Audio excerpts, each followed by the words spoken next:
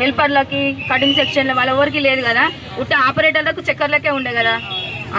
అది 900 retention bonus అనేది ఇప్పుడు అందరికీ వర్తిస్తుంది. ఎంతమంది మన కంపెనీలో పనిచేస్తున్నారో పనిచేసే వాళ్ళందరికీ ఫస్ట్ 900 అందరికీ వర్తిస్తుంది. ఇంకోటి మనం డుమ్మాలు కొట్ట కట్ అవుతుంది కదా, ఇప్పుడు కట్టు కాదు, మన attendance bonus next retention bonus అందరికీ వర్తిస్తుంది. అది కట్టు కాదు, ఇప్పటి నుంచి కటింగ్లు అనేవి లేవు.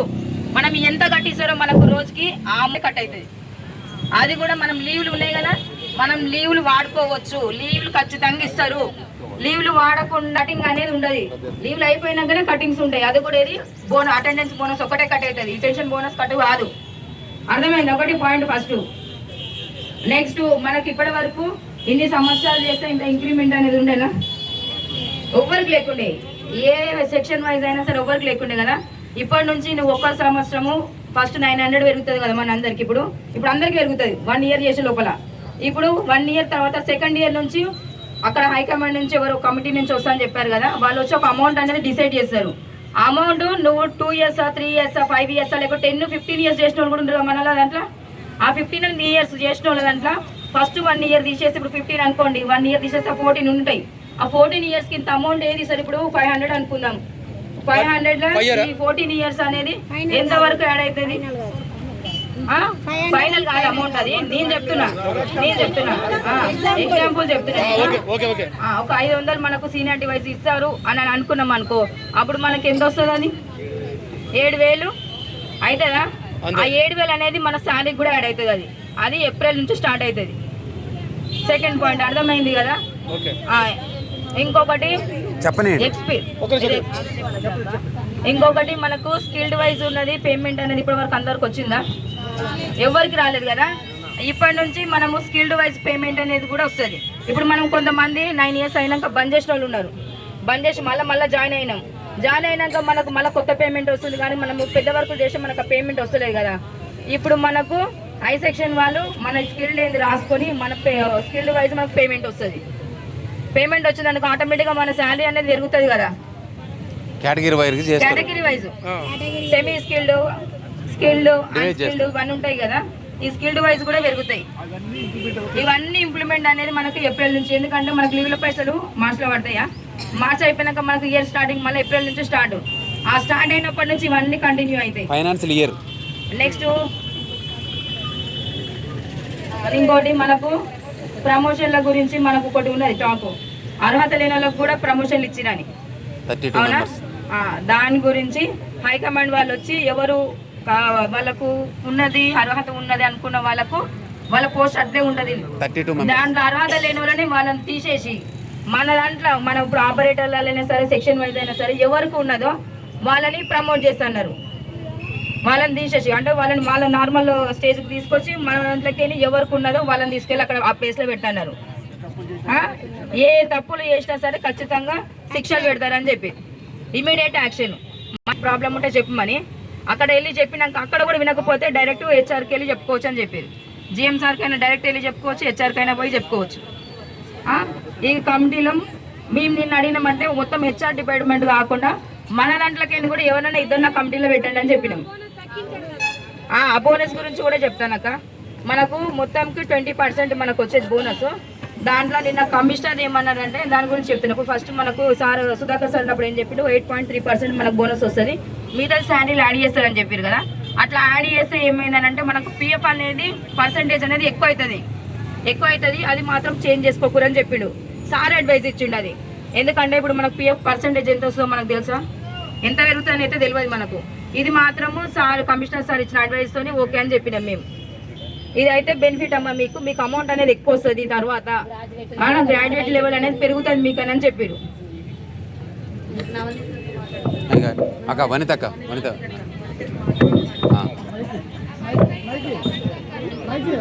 రెండు మైకులు యాడ్ చేసి అది కూడా కలుపుకో. ఇంకో మైక్ పెట్టుకో అక్క, రెండు పెట్టుకో. అది అప్ అండ్ డౌన్, ఇది ఒక్కోసారి అప్ అండ్ డౌన్. ఇప్పుడు మనకు జీతాలు తప్ప అని మనం మాట్లాడుకుంటాను. యాక్చువల్ జీతం 14-15 వేలు ఉన్నదని అందరి అభిప్రాయాలు ఉన్నాయి. మనకు మాత్రమే 10,000 ఇస్తుండ్రు, అందరికి 14,000 అని మాట్లాడతాను. ఆ 14,000 ఏ రూపంగా ఇస్తుండ్రంటే అరే నువ్వు ఏ విషయం ఇవన్నీ కూడా మనకు సుధాకర్ సార్ ఇదివరకే తెలియజెప్పిండు. లీవ్ల కాడి నుంచి మొదలు పెడితే నువ్వు నీ పిఎఫ్ ఎంత కట్ అవుతుంది, నీకు ఎంత యాడ్ చేస్తుంది కంపెనీ, నీకు టీఎస్ఐ ఎంత కట్ అవుతుంది, నీకు కంపెనీ వాడు ఎంత యాడ్ చేస్తుండు, ప్రతి ఒక్క రూపాయి కౌంట్ చేసి 14,300 రూపాయలు చూపెడుతుంది కంపెనీ. అర్థమవుతుందా మీకు? మన తరపున ఎంత వాళ్ళు ఎంత యాడ్ చేస్తుండ్రు, మనదెంత కట్ అవుతుంది, ప్రతి ఒక్కటి క్యాలిక్యులేట్ చేసి అక్కడ జియో కాడ కమిషనర్ కాడ చూపెట్టినప్పుడు ఇది వరకు కూడా హెచ్ఆర్ మనకి ఈ విధంగా చూపెట్టిండ్రు. ఇదంతా ప్రాసెస్ అంతా అమ్మ ప్రతి ఒక్కటి మీ శాలరీలో యాడ్ అవుతుంది, అంత కట్ కాగానే మీకు జీతం ఇంత వస్తుందని మనకి ఇదివరకు కూడా తెలియజెప్పారు. అవన్నీ తెలిసి కూడా మనం సార్ని అడిగినప్పుడు మనకు ఏదో ఒకటి సొల్యూషన్ ఇవ్వలే కదా, అలా ఇంత ఇసా తీరా మీకు కూడా ఏదో ఒక న్యాయం చేసి పోతాను మనకు అది ఏమి హామీ ఇవ్వలేదు కదా. ఇప్పుడు ఇస్తుండు ఖచ్చితంగా ఏప్రిల్లో మీకు న్యాయం చేసే పోతా, జీతాలు పెంచే పోతా అని హామీ ఇచ్చి రాతపూర్వకంగా రాసి 3 సైన్ చేసి అది కూడా కమిషనర్ దగ్గరనే పెట్టిండు ఆ పత్రం. అర్థమవుతుందా? కమిషనర్ కూడా దీనికి ఓకే అని కమిషనర్ దగ్గరనే పత్రం పెట్టుకున్నాడు. అది కొన్ని రూల్స్ అండ్ రెగ్యులేషన్స్ కంపెనీకి ఉంటాయి, అన్ని లీక్ చేయరు. అర్థమవుతుందా? రోడ్డు మీద కూర్చున్నావు, రోడ్డు మీద రాసి ఈ రోడ్డు మీదనే ఉంటుంది అని అంటే అవి అందరికీ వర్తించదు. కొన్ని మనం కూడా అర్థం చేసుకోవాలి. అర్థం చేసుకొని వాళ్ళ ఫాలో ఏంటి, వాళ్ళ రూల్స్ ఏంటి అర్థమయ్యేటోళ్ళకి అర్థం చేసుకొని మెదులుండ్రి. ఇక్కడ రోడ్డు మీద కూర్చొని రోడ్డు మీద రాసి ఇవ్వమంటే వాళ్ళు వచ్చి మీద ఉన్న వాళ్ళు ఎట్లా రాసిస్తారు? అదొక గవర్నమెంట్ ఆఫీసర్ ముందా ఒక దేని ముందో వాళ్ళు కమిట్మెంట్ చేసుకొని అక్కడనే పెట్టుకుంటారు. నీకు ఇస్తారా, నాకు ఇస్తారా? ఎవరికి ఇస్తారు? ఎవరికి ఇచ్చే పద్ధతి ఉండదు. కాబట్టి ఏది జరిగినా మనకు 80% న్యాయం జరిగింది. అర్థమవుతుందా? 80% న్యాయమే జరిగింది. మనం ఇట్లా ఉన్నా ఏంటిది లేదు డుమ్మాలంటే ఫస్ట్ హెచ్ఆర్లో ఇన్ఫార్మ్ చేయాలి. హెచ్ఆర్లో ఇన్ఫార్మ్ చేసినాకలా వాళ్ళు లీవులు ఇవ్వకుంటే నువ్వు చెప్పకుండా చేయకుండా డుమ్మాలు కొట్టి కూడా వాళ్ళు ఫోన్లు చేసి కూడా నువ్వు రెస్పాన్స్ కానప్పుడు వాళ్ళు తీసేస్తారు. అర్థమవుతుందా? మన దగ్గర కూడా మనకు కూడా డిసిప్లిన్ ఉండాలి. ఫస్ట్ ఆఫ్ ఆల్ కంపెనీ ఏం చెప్తుందో అది కరెక్ట్ వినాలి. మనం విన్నప్పుడే అన్నీ వాళ్ళు ఏం చెప్పినా అవన్నీ మనకు వర్తిస్తుంది. మన పద్ధతి మనదే, వాళ్ళ పద్ధతి వాళ్ళదంటే మనకు అర్థం కానప్పుడు ఎవరింటాడు? కొన్ని వాళ్ళు కాంప్రమైజ్ అయినప్పుడు కొన్నిటికి మనం కూడా కాంప్రమైజ్ కావాలి.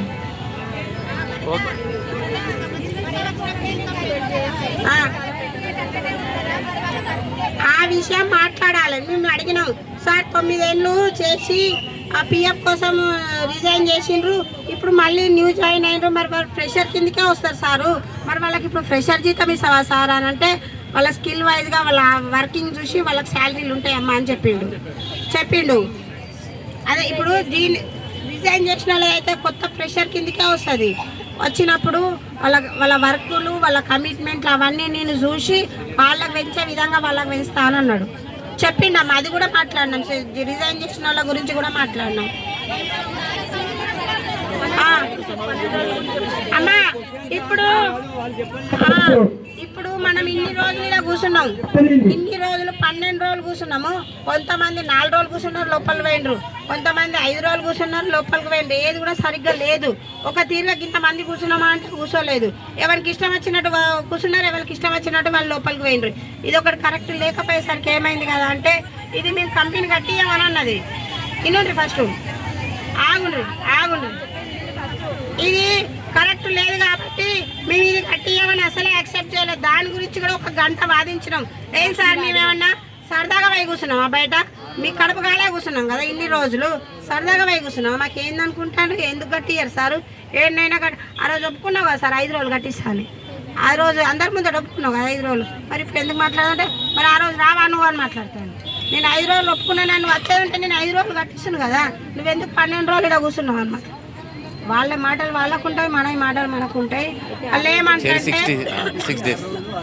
6 రోజులు సగం అని చెప్పిండు. 6 రోజులు మేము భరిస్తాం, 6 రోజులు మీరు భరించుకోండి అని చెప్పిండు కమిషనర్.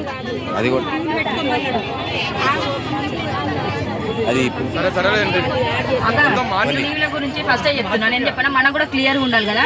నేను సార్తో ఎంతసేపు వాదించాలో అంతసేపు వాదించడం అది లీవ్ 12 డేస్ గురించి. అయితే సార్ ఏమన్నాడు, ఇప్పుడు ఇది యాడింగ్ అనేది అందరు బయటనే ఉన్నారు అనుకో, అందరికి వర్తిస్తుండే. ఇప్పుడు కొంతమంది లోపలికి పోయారు, కొంతమంది లోపలికి వెళ్ళి కొంతమంది మనం బయట ఉండి కొట్లాడినాం, అవునా కదా.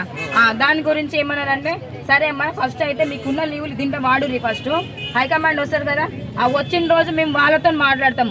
వాళ్ళు ఉండి ఇప్పుడు ఆ రోజు ఇక్కడ ఉండి కొట్లాడినారు కదా సార్, మళ్ళీ వాళ్ళ మూలంగా ఇవన్నీ అవుతున్నాయి కదా, మళ్ళీ వాళ్ళు ఆశ అయ్యారు అనుకో వాళ్ళ ఎట్లా మళ్ళీ అని వాళ్ళు అడిగారు. వాళ్ళు అడిగితే మేము అన్నాం అప్పుడు వచ్చినాక వాళ్ళు ఏం మాట్లాడతారో వాళ్ళు 6 days 8 days దేని గురించి కన్విన్స్ అవుతారు, ఆ లీవ్లు అనేవి మనకు మార్చిలో వస్తాయి చూసినామా, దానికి యాడ్ చేస్తా అని చెప్పింది సార్. ఇదైతే ఓకే కదా, దీనికి ఏంది చెప్పనా మనం మొత్తం ఇప్పుడైతే మనం ఉన్న దాంట్లో మనం ఇప్పుడు బయట ఎంత మంది ఉన్నామో వాళ్ళకు కూడా తెలియాలి కదా, మనం బయట ఎంత ఉన్నామో వాళ్ళకి తెలియదు కదా. అప్పుడు మనం ఏం చేయాలి, లీవ్ ఫామ్ డైరెక్ట్ ఎవరు సిగ్నేచర్ కాదు, లీవ్ ఫామ్ తీసుకొని మన ఐడి నెంబరు మన పేరు మనం ఇప్పుడు ఎన్ని రోజులు లీవ్ పెడుతున్నామో ఆ లీవులు రాసి అడొక బాక్స్ పెడుతున్నాడు సార్ హెచ్ఆర్లా, ఆ బాక్స్ లో వేసేయాలి. ఎవరు సిగ్నేచర్ లేవల్ల డైరెక్ట్ లీవ్ ప్రమోట్ అవుతుంది దాంట్లో, అర్థమైందా. ఎవరు సిగ్నేచర్ లేదు ఎవరిది లేదు, లీవ్ మన ఐడి నెంబర్ కాబట్టి మన ఐడి నెంబర్ మనం బయట ఎంత ఉన్నామో వాళ్ళకి తెలియాలి, అవునా కదా. బయట ఎంత ఉన్నామో వాళ్ళకి తెలుస్తేనే కదా, అరే ఇంతమంది ఉన్నారని వాళ్ళు కౌంట్ చేసి వాళ్ళు చెప్పుకోనికి. మనం లేదు గుడ్డిగా మీరే అడిగారంటే కొంతమంది ఉన్నారు, కొంతమంది లోయిరు, కొంతమంది ఊర్లోకి పోయిరు, అవునా కదా.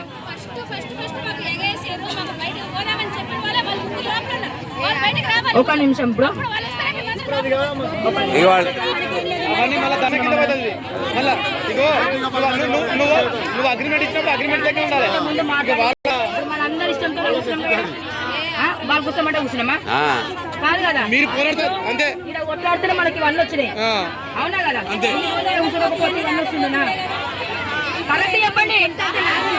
ఇప్పుడు మనకు బెనిఫిట్ ఉన్నాయా లేదా, ఉందా కదా. ఇప్పుడు సీనియారిటీ వాళ్ళకు కూడా ఉన్నది, స్కిల్డ్ వైజ్ వాళ్ళకు ఉన్నది. ఇప్పుడు हेलो, हमारे बिहार वाले यूपी वाले दीदी सब जितना है हम लोग उधर गए, लेबर कमिश्नर ऑफिस गए, उधर फैसला हो गया है। हमारा लीव हमारे को रहता, डुम्मा करे महीना में तो डुम्मा कट नहीं करता, पूरा भर के देता। बोनस हमारे को रहता, जितना बोनस है आता ना उतना 20% हमारे को बोनस देते, ठीक है। और कौन ऑपरेटर क्या काम कर रहा है उसको हिसाब से अप्रैल में हमारा परमिट बढ़ जाएगा, टेंशन नहीं लो।